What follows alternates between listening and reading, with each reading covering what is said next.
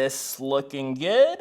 Hey guys, what's up? It's Karl here, and this video is slightly different. You can probably tell from the title. I'm gonna share with you how I turned my condo into the ultimate work from home, productive space, slash even a bit of its own home gym. And I know that during this entire pandemic, so many more people are spending more time indoors. Working from home is becoming the new norm. So hopefully this video gives you a few tips, tricks, and ideas on how to transform your space, wherever that kind of may be. And I'm gonna use the help of my trusty iPad here. Hopefully I can share the screen. And you can see that I've drawn the basic layout of my condo. It's a 1,600 square foot place. You can see the bedroom off to the corner. I've transformed this space into more of a working place. The area that we're gonna be focusing on is this area shaded here in orange. And currently I am, say, sitting right here. The table which I'm on, I will quickly draw. And the area that we're kind of looking at is right behind me. And maybe we'll chat about that first because it's the newest addition to the place. It's my own home gym. Label that. And during this entire pandemic, I think gyms were one of the areas hit the hardest. Currently right now in Toronto, all of them are still closed. And I knew that I wanted to create my home workout space. That was one of my biggest priorities. And I was lucky enough to partner with Gorilla Fitness. So let's swing into the rack area and I'll kind of share with you my thought process on what I needed for my own workout space. And because my workout regimes usually require heavier weights, I knew that, say, at-home body weight exercises just weren't gonna cut it for me. I knew that I needed some sort of rack system, especially for, say, heavy squatting, bench press. The bar is super useful for doing pull-ups. And the build quality of Gorilla gear is kind of second to none. And if any of you know, say, Rogue Fitness, probably the most well-known CrossFit brand, they kind of build the industry standard in gear. And I would say Gorilla Fitness fits right along beside them. And what's super dope, they are Canadian, they're local. So I will leave their links down below if you're interested. I know it's usually a 4 to 8 week waiting period because everyone is ordering their stuff. And kind of my mantra for not only fitness gear, but just things in general in life, invest in quality and it should hopefully last you a lifetime. And I'm sure this stuff will definitely stand the test of time. And the total gear that I ended up getting was the half squat rack, so it's nice and compact, still fits in here. Adjustable bench, which I'm currently sitting on, an Olympic barbell, and bumper plates up to 55 pounds. And I typically squat around the 275 pound range. I bench around 2 plates, so this amount of weight is perfect for my workouts. And when you do get everything, it is shipped on a pallet, so you do have to assemble it yourself. I thankfully did have my girlfriend, so if you do order one, you'll just have to spend the afternoon. There's instructions online. It's pretty self-explanatory, and I did just buy some Amazon mats. And if you do build your own space, just make sure you have an adequate amount of room to make sure it does fit. I am lucky though, in this loft, I've got around, I think, 12 to 15 foot ceilings. Easily can handle this entire squat rack. And having a home gym here has just been an absolute blessing. It's something that I try to keep up at least 5 times a week. I'll kind of bring my iPad again. And for whatever reason, even though this is a tech channel, one of the most common questions is what is my workout regime? I will try to again share my screen to show you guys. And you can see that I've got a very basic workout calendar here. So for example, on Monday, I typically just hit chest. Tuesday will typically be, say, back. Wednesday, maybe a rest day, maybe some light abs. Thursday is usually the most dreaded day of the week, which is legs. It is the hardest exercise or the hardest muscle group to work on. Friday, maybe another rest day, or say maybe arms. I'll do, say, triceps. Saturday is usually another rest day, or I kind of alternate that on one of the days of the weekend. So either Saturday or Sunday I'm taking off, and then say Sunday I'll do, say, biceps or shoulders. And for all of these, I will hit a 4x10 split. And what that means, I will pick 4 exercises for a given muscle group. Say, for example, we'll take chest. I will do bench press, bench, 4 sets by 10 reps. I'll do next incline bench. Incline, once again, 4x10. Because I'm lucky enough to have a set of, say, dumbbells, I'll do some flies. To finish that off, typically if I was back at the gym, I would finish off with some cable work, but because we're doing some makeshift stuff, I will do, say, 4x10 push-ups.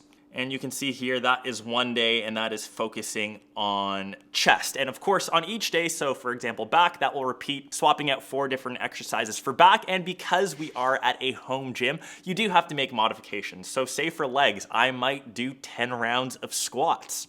I know that there are a couple sacrifices that we all have to make, but I think I'm luckier than most. So definitely home gym was the best addition here to the studio. And this is actually where I wear my Apple Watch most of the time to track my workouts. And I've had Series 6 now for close to a month. It's been great. Honestly, the only real time when I use it, it's for workouts. So I don't really track, say, my blood oxygen levels.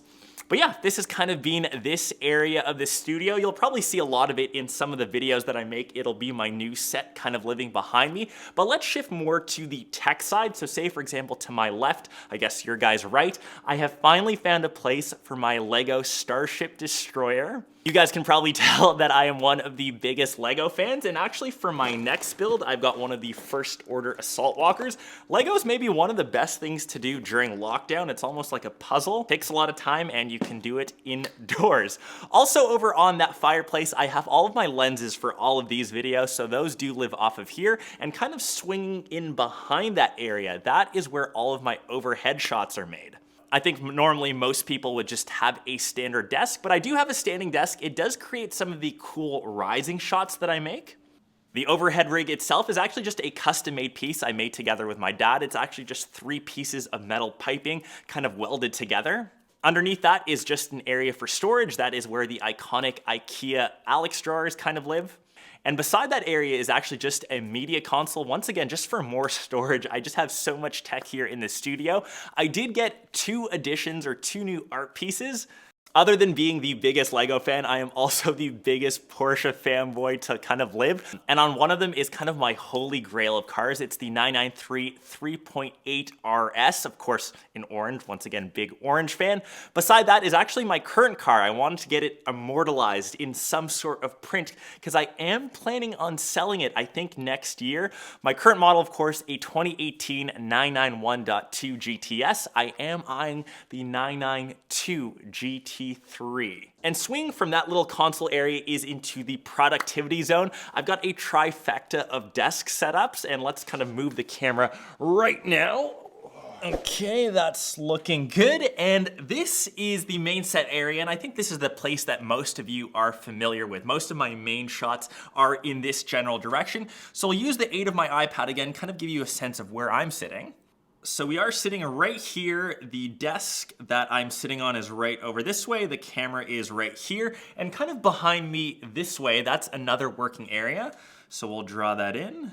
And right off to this side is the third working desk, which makes this the trifecta. So I'll label this as desk number 1, and what kind of lives here is mostly the new monitor. So this is the Pro Display XDR from Apple, and it plugs right into my 16-inch MacBook Pro. So you'll see this a lot in my sets. Obviously one of the best monitors that money can currently buy. Is it overkill? Absolutely, especially for what I do here. I'm mostly doing Final Cut edits. Color reproduction is industry standard, and I think that's where this is really marketed to people in the actual film space. It's a simple 1 cable plug and play to, say, a MacBook Pro via USB-C or even a Mac Pro. It is fully adjustable. It's got that iconic cheese grater back. The build and finishing on it, if you could say that's even a thing, to justify this price, obviously way too expensive, way too overkill, but hey, we have it here in the studio. Switching to the area behind me, desk number 2, and I think that's the most realistic for most of you watching this video. So it does feature a 27-inch iMac, that's from this year, and you can interchange that with whatever device you're using, whether it's just a basic laptop or if you do have a desktop. It is flanked by 2 Yamaha HS7 Studio monitors, and I actually did just grab a new Keychron keyboard. So this one, I believe, is their new K2, and I did get it with blue switches because it's mostly for typing, so you can kind of hear those switches. And obviously the color combo was one of the main reasons. We've got the white, the black / graphite, and the escape button. Nailed it with the orange. Wall shelves are from GroveMade, and I think those are a great addition to any workspace. You can store books, anything that you want to have that doesn't live on your desk. And yeah, that's pretty much it. It's pretty minimal, pretty productive, and if I've forgotten anything, I'll leave it listed down below, and if you have any suggestions, obviously, please let me know. Desk number 3, to complete the trifecta, that's kind of living off to this side. That is classified as the gaming desk, so I will add that in here. And that's hooked up to a custom PC. It's nothing too crazy, it's just a Ryzen 5. It's got the GTX 1070, I believe. It's running 16 gigs of RAM. It's a budget device, but for what I use it for, say playing Call of Duty, I can still easily get 120 FPS, of course, at 1080p. And if any of you have watched my Twitch stream, which I know that I've been slacking on, this is the exact area that I'm kind of in. So when I take a break from, say, editing, shooting any of my videos, I kind of park myself in this spot. So I do play a lot of, like I mentioned, Call of Duty. I am a controller user, so I'm using my Xbox Elite controller, even though I am still on PC. For headphones, I am using the Logitech Pro X's. And microphone-wise, you can see another new edition. This is a Blue Yeti, but it's the special World of Warcraft edition. I love all of the gold trims, some of the runes on the bottom. Xbox Series X. This is where I'm going to hook this gaming console or the next-gen gaming up. I do run a gaming monitor, so this is the LG 38G850, I believe. I'll leave the exact model down below, but it's an ultra-wide monitor. Of course, it's got a fast refresh rate for, of course, gaming, which, of course, the Xbox can get up to. And if any of you do play Warzone, I know I've already played with some of my subs over on Twitch. I'll leave my gamer tag, and I think it's called the Activision ID, listed down below. We can rock a couple of games. You might have to carry my ass, because I do suck. And yeah, kind of swinging back into this area, that has kind of been my entire condo tour workspace area slash even a bit of a home gym. So I hope you guys enjoyed this video. I know it was a bit different. I went through things tech related. I went through some of my workout gear, but as a lot of us are stuck now at home, working from home is the new norm. I think a lot of people will try to reconfigure their place into setups that kind of look similar to this. Maybe minus all of the YouTube stuff, all of the lights, all of the microphones. But if you have any more suggestions, just leave them down below in the comments. I really hope you guys found this a bit useful and really wishing us all the best as we shift back into the winter, perhaps back into lockdown or back into quarantine, because I know COVID numbers are kind of going back through the roof. So I just hope you're all staying safe at home, safe wherever you may be. I hope you guys enjoyed this vid, and I'll catch the rest of you in one of my next ones or in one of my vlogs. Peace.